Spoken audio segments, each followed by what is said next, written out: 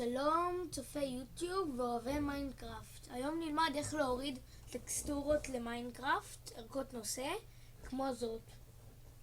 אוקיי, קודם כל נכנסים לגוגל וכותבים טקסטורות למיינקראפט 152 להורדה. ואז יורדים למטה ולוחצים על זה. אני אתן קישור למטה. אוקיי, אנחנו נכנסים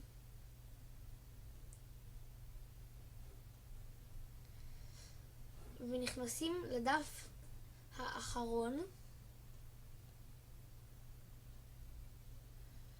ומחפשים את הערכת נושא הזאת.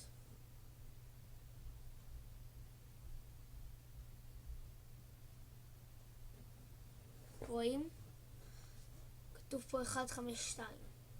אוקיי, ואז לוחצים פה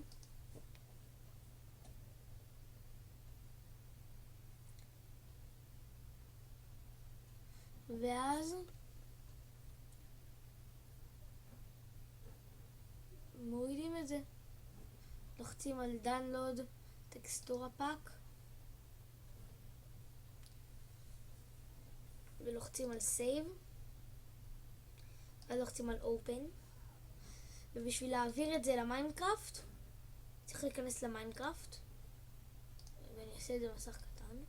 צריך להיכנס למיינקראפט, להיכנס לאופיניקס, להגדרות, לחוץ על הטקסטורה, על הטקסטור פאקס ולוחצים על open טקסטור פאק פולדר. הנה, ומעבירים את מה שמסומן כאן בזה, מעבירים לפה. עכשיו אפשר לסגור את הכל. ואת במיינקראפט רואים את זה, את הערכת נושא, וזאת היא הערכת נושא. לוחצים על דאון ונכנסים לסינגל פלייר או לא משנה איזה, נכנסים למיינקראפט והנה ערכת נושא. בואו נראה אותה. נראית בערך כמו רגיל, אבל נראית קצת יותר שטוחה וזה. קיצר, ככה מורידים ערכות נושא למיינקראפט 152. דרך אגב, תראו מה יש לי. והדמות שלי נראית ככה. רגע, נוריד את המגנים.